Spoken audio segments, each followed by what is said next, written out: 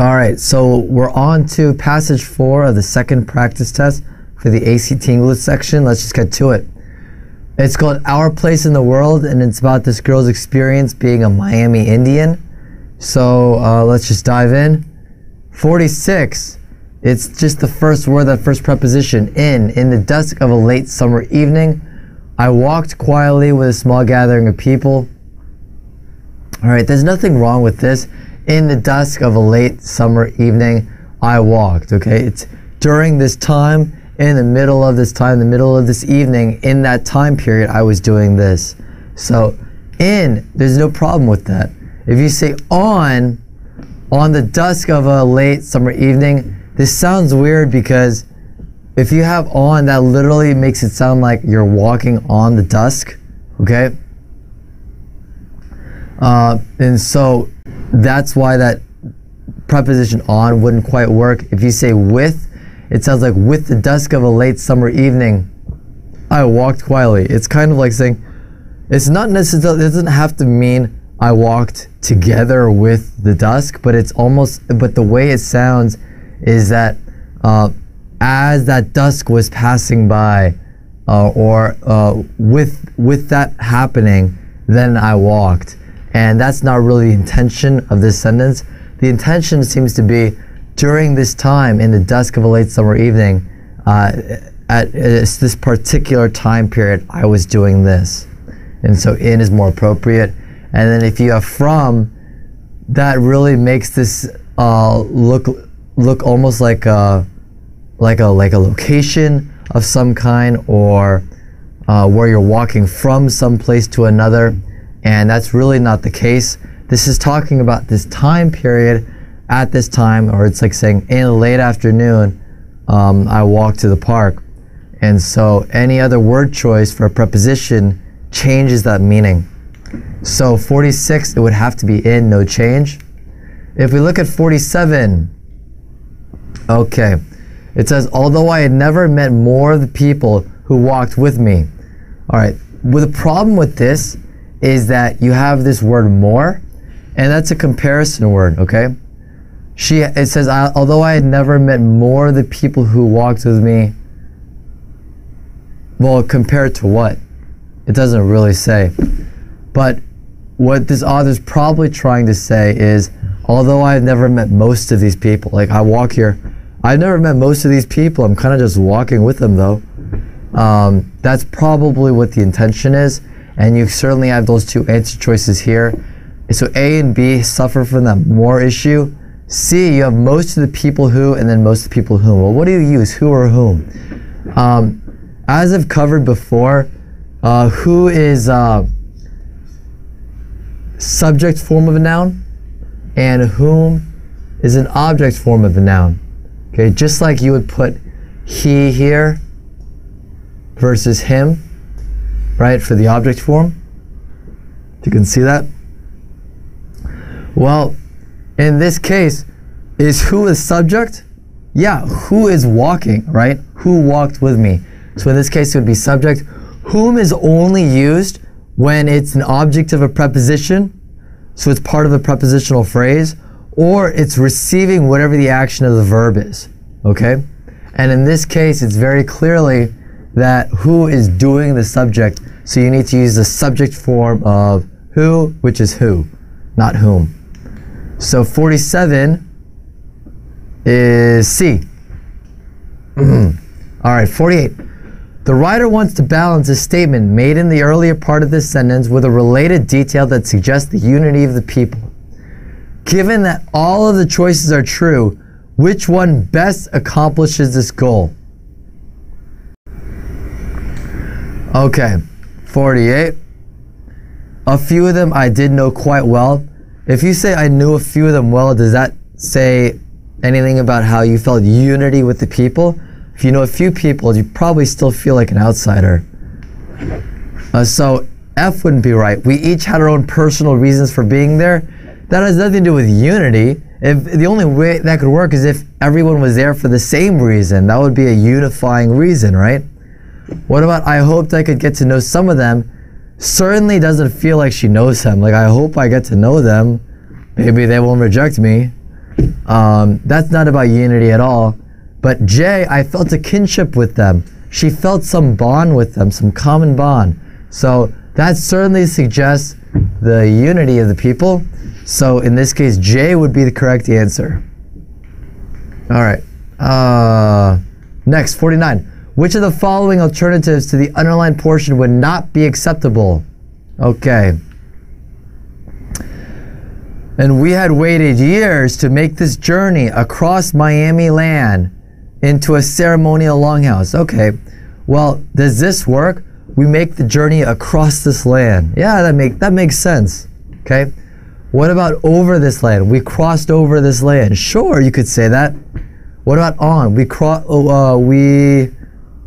make this journey on this land. Sure, that works through. And we make this journey through this land. Sure, that all of those make sense. What about among?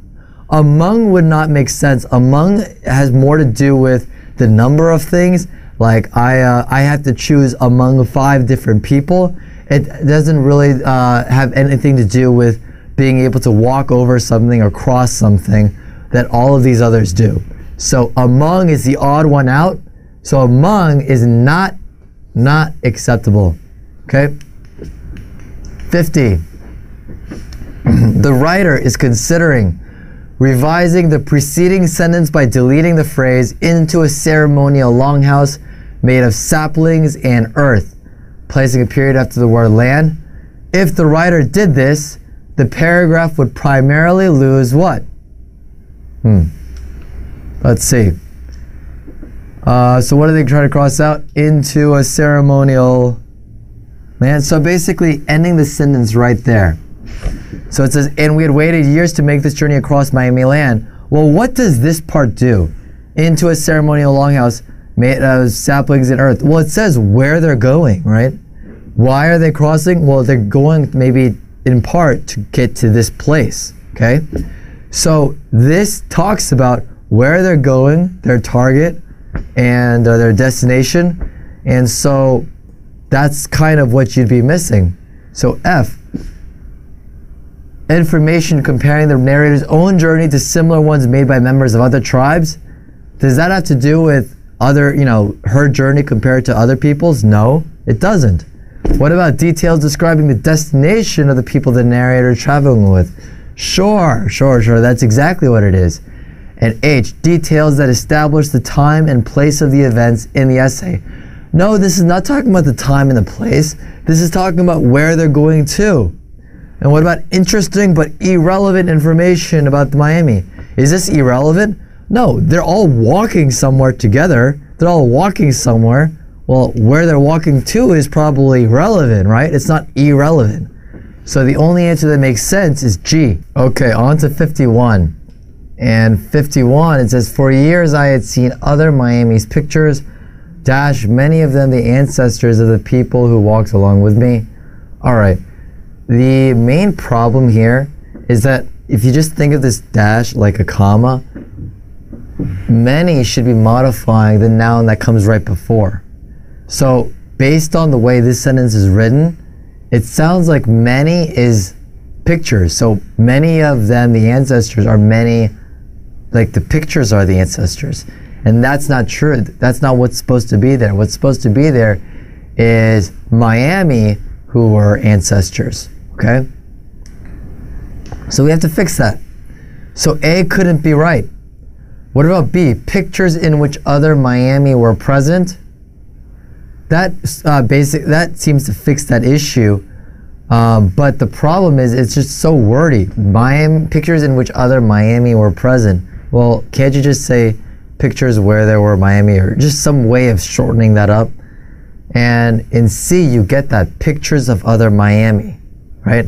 You have Miami coming right before the dash, so that many of them reflects that. And then you have basically no other problems with that. And then you have D, other Miami whose pictures had been taken. Well, what's the problem there? For years I had seen other Miami whose pictures had been taken. Is that not a huge amount of wordiness? And does that not also have a last noun as pictures, making it sound as if the many of them is still referring to pictures, and that's the problem. Okay? So C would be the only correct answer. All right, 52. Many of them the ancestors of the people who walked along with me to the long house. Okay, this is an issue where this sounds like maybe you could put these commas here, but you shouldn't. There should be no commas there. Okay. You cross that out. You cross that out. Why? You have the relative pronoun who. Okay. When you have a relative pronoun and whatever phrase that follows, that whole phrase basically acts like a giant adjective for whatever it's modifying. So what kinds of people? The people who walked along with me. You don't need to put commas around it. You just say it. Basically, like with prepositions, how, you know, if you say in the box, in blah, blah, blah, you don't put any kinds of commas to separate it from anything else.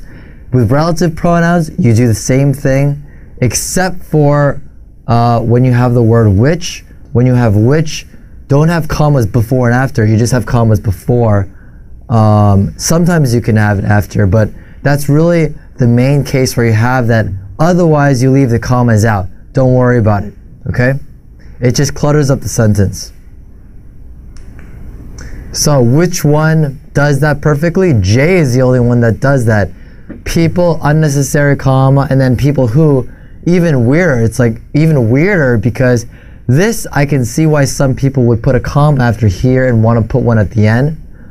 But to have it after who is certainly very unusual. And then for this to have a comma right before along, you break it up even more, and you break it up even with its preposition here, so there's multiple errors in terms of commas that are unnecessary with relative pronouns and commas that are unnecessary with prepositions. Okay? So J is the only correct answer. All right, 53. Given that all of the choices are true, which one would most effectively lead the reader from the first sentence of this paragraph to the description that follows in the next two sentences? Okay. My mother and grandmother helped preserve tribal history by collecting books and newspaper clippings. What is this paragraph about?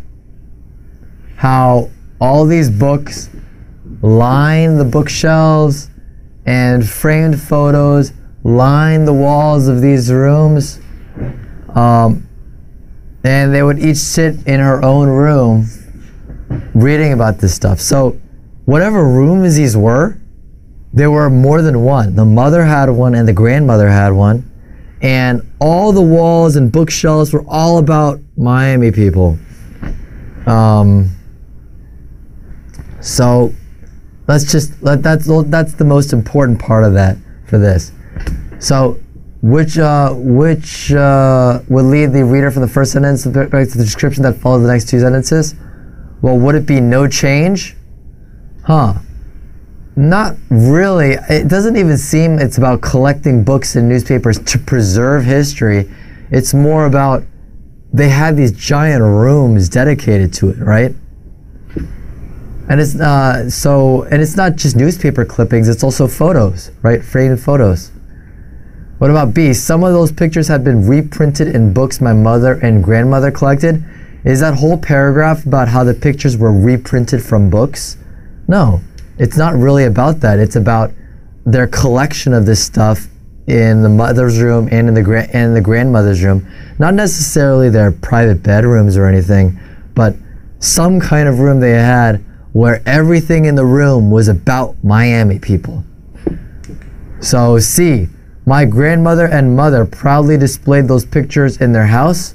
Well, maybe they were proud, but does it say proudly anywhere? Like they were full of pride. Maybe they were sad. They were looking at look at our history, our people. It's too bad that we don't have our own land or something like that. I mean, they're also sitting quietly in their own room. Are they? Do you see them walking around bragging about it? Like, oh, look at this! It's so awesome. It's not really the same tone of what's going on.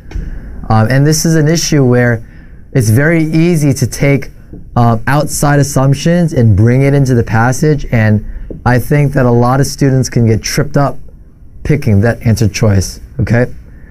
And then D, like many Miami, my grandmother and mother had each dedicated a room in her own house to the tribe. Well, it certainly is about the mother and the grandmother each having their own room in the house. And it says like many Miami, it was about the dedication to the tribe. Well, it certainly was dedicated to the tribe. And if her mother and grandmother were both doing it, it certainly seemed that there's a good chance that many other Miami were also doing it, okay? Because both of them were Miami, right? So there is nothing here that sort of contests what's in the paragraph. Certainly the other things don't really match up, and so D is the only correct answer. 54. Okay, that room contained everything I knew about being a Miami, and unlike the larger Plains tribes. Well, is it that room? It's two rooms, right? The mothers and the grandmothers. So, and she was close with both, it seems. She had a relationship with both. So it wouldn't be that room. It would be those rooms. It wouldn't be this room. It's a singular issue. And her rooms? This is fine. But her is singular. The way to change her to plural is there. You would have to make it their rooms. So if this said their rooms, you probably have two proper answer choices. But because H is the only one that's totally plural, H is the only one that works. So H is the correct answer. All right, so on to question 55. Let's read it. That room contained everything, or those rooms contained everything I knew about being a Miami. And unlike the larger Plains tribes, the Miami had retained no reservation lands. All right, this is the main problem with this is that you actually have two somewhat unrelated ideas, and because you put them together in a sentence without clearly marked, without clear enough sort of separation, it becomes an issue where one part of the sentence, that first part of the sentence, sort of gets mixed up with the ideas of the second part of the sentence. And I'll show you what I mean by that. If you see the first part, it says, that room contained everything I knew about being a Miami. Well, that first part of the sentence is about the room. Well, is the room unlike the larger Plains tribes? It sort of sounds like that could be one of the meanings of this sentence, that there's some kind of comparison between the room and what she knows about the Miami and all these other Plains tribes. And then plus you have this, the Miami had retained no reservation lands. Well, what does that have to do with the first part of the sentence? I mean, you can have compound sentences where you have one independent clause and then a comma with an and then another independent clause. But at some level, it would be weird if they're completely random. Like if I say, I like apples and the chair is made of wood. There should be some degree of continuity between them. And because this doesn't, and you have this middle part, you could, if you think through it, say, well, this has more to do with the second part. To an extent, you could say, well, that room contained everything I knew about being a Miami. And unlike the larger Plains, well, the larger Plains tribes, did they have rooms like this or not have rooms like this? It's so the meaning sort of gets mixed up. And so because of that lack of clarity and the confusion that creates, this would be a wrong answer choice. If you look at B, this is just an issue where you have a run-on sentence. You basically just take out the comma and the and. You have that room contained everything I knew about being a Miami. Unlike the larger Plains tribes, the Miami you basically have two separate sentences, two independent clauses without any kind of conjunction, okay? You have subject, verb, subject, verb. So there's no comma, there's no conjunction, complete run-on sentence. If you have C, same thing. You have a run-on sentence, you have a comma, but then you don't have a conjunction. Maybe if they had a semicolon or a comma conjunction, it would make sense, grammatically at least, but even so, the meaning would still have problems due to this, unlike where you're not exactly sure which part of the sentence it applies to, where it's sort of the meaning of what the author's trying to say gets messed up, gets mixed, okay? And then you have D, Miami, period, unlike. So now you have a clear end to one and the start of a new sentence, the start of a new idea. That room contained everything I knew about being a Miami. Unlike the larger Plains tribes, the Miami had retained no reservation lands. The clear separation of ideas and a clear grammatical break between two independent clauses. So everything makes sense with D. So D is the right answer. C, 56.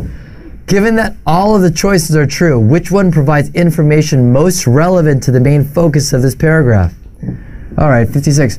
Once a year, the tribe held a powwow that was always well attended.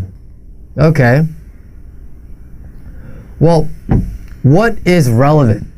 Does being well attended have to do with the rest of the passage? Like, oh, is the passage about sometimes people attend it and sometimes people don't? No, not really.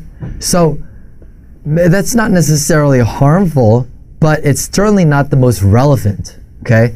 It's not necessarily the most harmful in the sense that it's completely random. What about notable for its exquisite dancing? Is this essay or passage about how they dance, right? No. I know, I'm a terrible dancer. What about H, on borrowed land?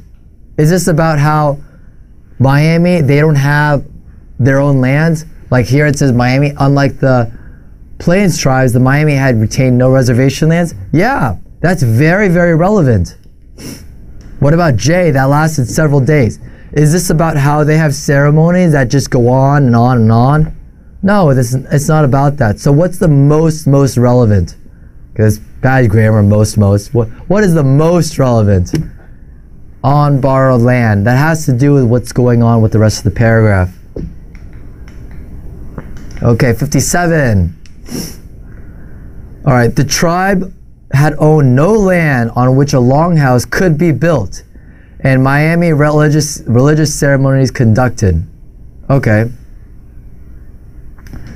This actually makes perfect sense. It makes grammatical sense. The construction you're getting is had owned no land on which a longhouse could be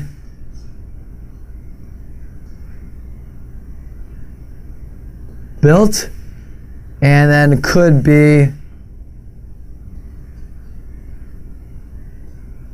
conducted. So you have this could be essentially being the main part of the verb for these two participles, okay? So it could be built, could be conducted. There is this parallel structure to that, okay? That a lot of sentences in English, they need to follow that. It's called parallelism. It's not incredibly common on the ACT, but this is a time when it shows up. So this sentence very properly grammatically reads, for generations the tribe had owned no land on which a longhouse could be built and Miami religious ceremonies conducted. Longhouse is sort of a parallel structure to religious ceremonies. Longhouse built, religious ceremonies conducted. Okay? If you have B, you have Miami ceremonies were conducted there, that's obviously a breakup of the parallelism. So you'd have in which a longhouse could be built and Miami ceremonies were conducted there. Yeah, certainly a breakup. The other problem is you have a new subject, okay? You have a new subject and you have a completely new verb. So if that's the case, that's a new independent clause. So what you would need is a comma after built to indicate this is basically a standalone independent clause, okay? And you don't have that. So B could not work. What about C? And there were Miami ceremonies conducted there. Same issue. This is its own independent clause, but you don't have a comma here saying that that's okay. So C would also not work. And D, the conducting of Miami ceremonies. Well, in addition to being somewhat awkwardly written, the conducting of, let's read this out. Let's read this fully. For generations, the tribe had owned no land on which a longhouse could be built, and the conducting of Miami ceremonies, what? The conducting of Miami ceremonies, what? What about conducting?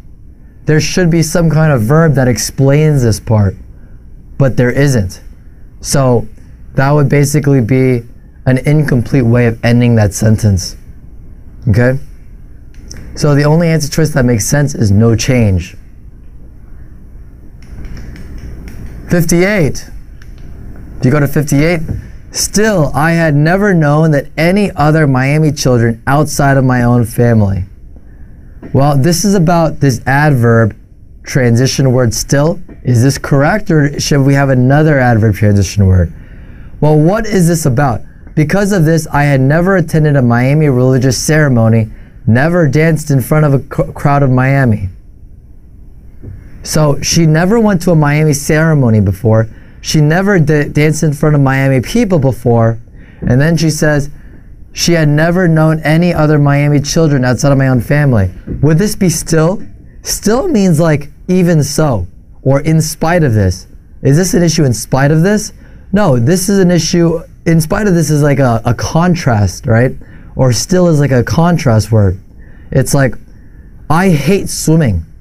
Still, I love being in the water, okay? It's kind of a weird, if you think about it, it's kind of a weird sentence, but that transition word still makes sense there because it's an odd sort of contrast.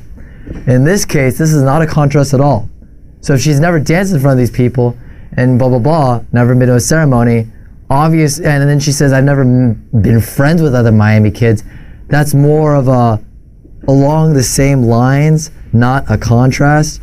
So what you would need is something like that, a transition word that is more of a continuation of the idea.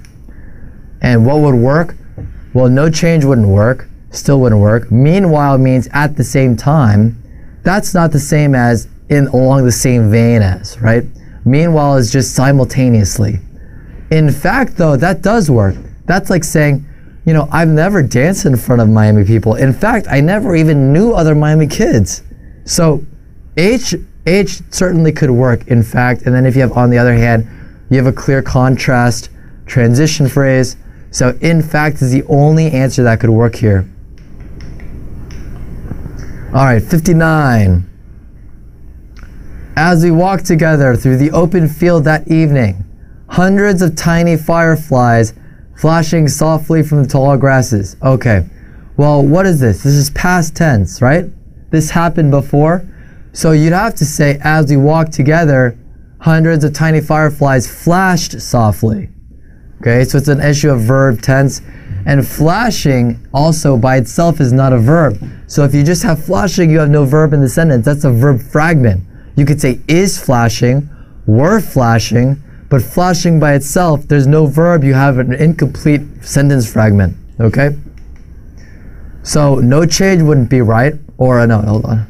So no change wouldn't be right. What about fireflies? Fireflies which flashed? Same issue. This fixes the verb. The problem is you have the relative pronoun which means you have hundreds of fireflies which softly blah blah blah tall grasses. Well, where's the verb? No verb. So this introduces basically a situation where you still have no verb. What about C? Fireflies that flashed. Same thing. You replace that with which. They're basically interchangeable.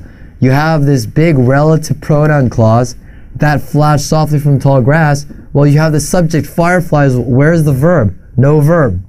So it's so it would be a sentence fragment. What about fireflies flashed? Yeah, that works. Okay. Subject, verb, everything's simple. All right. 60. All right, no change. Let's look at 60. The insects lit our path like the spirits of ancestors accompanying us home. All right, there's nothing wrong with this. It's saying the insects lit our path like our ancestors who were following us home. Oh, nice little way of ending it, okay? The problem with just as is that if you say just as, you need something like just as they did. Just as what? Just as they did, just as they do. But in this case, all you have is lit our path just as the spirits of ancestors accompanying us home. What? There's no finish to it. So just as would be wrong here. What about as like? As like is actually just not a phrase used at all in English. It's incorrect grammar. And what about such as? Such as is more of an example. This is not really an example. This is kind of like some sort of, oh, the spirits are walking with us. It's not an example of, I love eating things like, such as sushi and kimbap and, whatever, right? But like is more saying the insects lit our path in a similar way to the way the spirits of ancestors were doing this, okay? So that is why no change would have to be the answer here. And that's the end of passage 4, or passage 3 for the, that is the end of passage 4 for the second practice test. And after this, we'll be going on to passage 5.